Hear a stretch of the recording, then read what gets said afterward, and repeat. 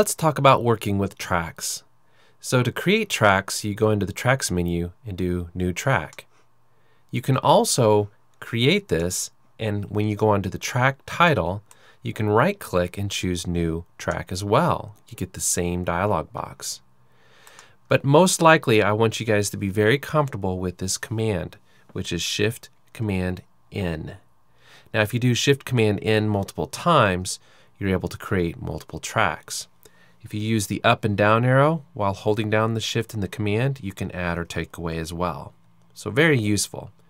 So for example, I can have 3 mono tracks, Command Shift down arrow, have 1 stereo track. I then can go in and do Command Shift down and say I want a stereo master track. And you can go in and use the arrows to pull the rows up or down to adjust how you want. Now, you can hold the Command key down and use the left and right arrow to change what type of channels you are using for that track. So we'll keep it stereo for right now. And then we will discuss working with samples versus tick-based tracks much later on in the course. This has mostly to do with elastic audio tracks and dealing with timings within tracks. So we'll hit Create, and these elements are all created. Notice that when you create a track, it is created directly right after the track selection. So if I Command Shift in and I hit OK right now, it created right below Audio 1. So this is very useful if you're working in the mixer. You want to create a track right there, you do Command Shift in, and it creates it just to the right of that. Now, you can move tracks around very simply by moving and dragging it. You'll see this gold line.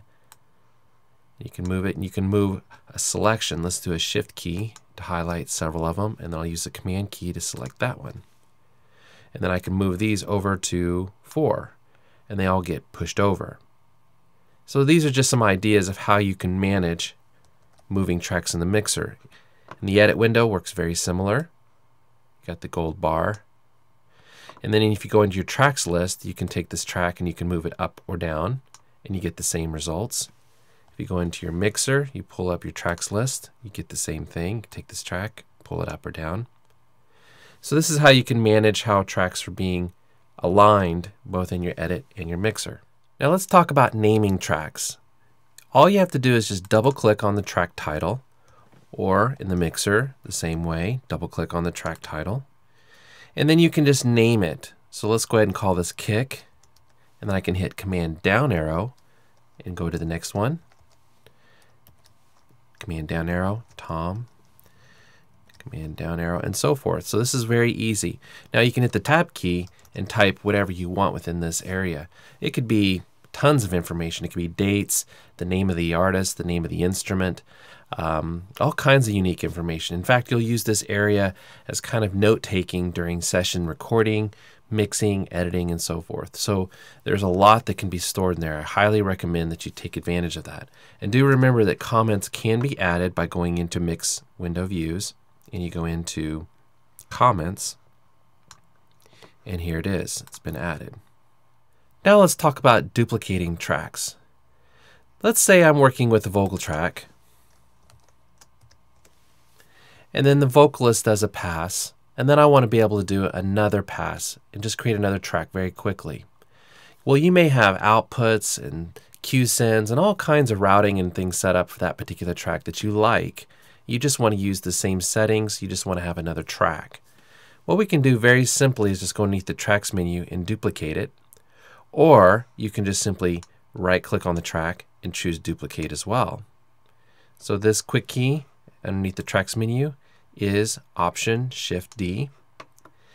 Now you can see that I can choose how many I want to duplicate. So let's say I'm going to do 2 more passes.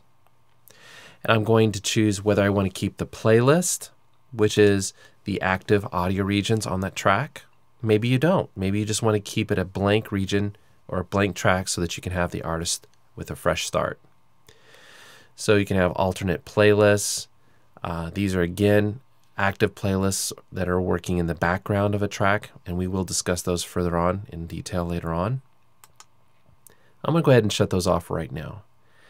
You can copy automation, insert settings, send settings, all your group assignments, and of course, this is probably more natural where you want to insert it after the selected track. So we hit OK, and you can see it calls it vox.duplication1, vox.duplication2. So this is very beneficial when you're working with a track that has certain plugins in it. Let's say I go into my inserts, and I had a EQ pulled up on this particular vocalist that I'm using all the time. So we'll use this particular vocal. Say I add some presence. So we got this vocal EQ that we like.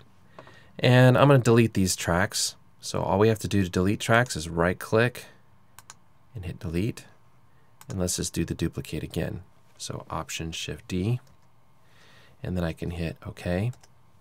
You can see the same EQ settings got pulled up. So very useful. You can see how this can be applied when tracking and recording multiple instruments and doing several takes at a time. Now I want to go back and briefly talk about what happens on deleting tracks. If I right click on a track and choose delete, notice there is no shortcut, there's no quick key for this. Pro Tools just simply doesn't want you to make the mistake of deleting things with shortcuts by accident. So this is a very unique situation in Pro Tools. You only get this delete when you right click on it, or if you go underneath the tracks menu and you choose delete. Now when that happens, you cannot Apple Z this. I cannot undo this. And so we have a big issue here, and this is one of the more frustrating parts of Pro Tools, is that you're not able to recover any levels of undo that you did prior to that deleting the track. So this is really scary. So you might find yourself in a situation where you're tracking an instrument, and then you create an extra track, and you created an extra track more than you needed, and you deleted it, and then the artist says, well, I'd like to have that original pass or that original edit or original take that they did earlier. Well, now your undos are all gone. So you got a big issue there. So be very, very careful. So to remember exactly what happens here, when you delete a track, you're actually clearing out your undo cues. And in Pro Tools LE or in Pro Tools 9 or in any Pro Tools, you have only 32 levels of undo. So they're completely wiped out. So watch out for that. Now I'd like to talk about soloing and muting tracks. Now most of us already know that we can just simply click on the S or we can click on the M for mute. But what I want to point out here is that let's say you had several tracks that are soloed and you need to deselect those solos very quickly. Well, remember the Option command is an all. So if you hold the Option, you deselect the solos for all of the tracks. This is very helpful. Notice too that when I solo a track and then I hide it and then I bring it back, you lost the solo. So you can't solo hidden tracks. Something very unique there. Kind of makes sense if you think about it. You don't want to have to search for solos that are hidden and wondering where they're at in your session. Now, you can also do the same thing with mutes. So I Option click and I take them out. But I want to point out something that's even more powerful. If your selector is on multiple tracks, you can use very nice shortcut commands. If you use Shift S, this allows you to solo them. Shift S removes the solo. You can also do Shift M, put them into mute, or Shift M to pull them out. So this works on basically whatever tracks that are set up with your selector tool on. Very, very cool. Now there's one small caveat to this. When you go into the mixer and you select tracks and you do a Shift S, notice that it does not do it to tracks selected. It only does it to tracks that have the cursor on it. So we will discuss about some options you can do to get to prevent that from happening. But just watch out for that.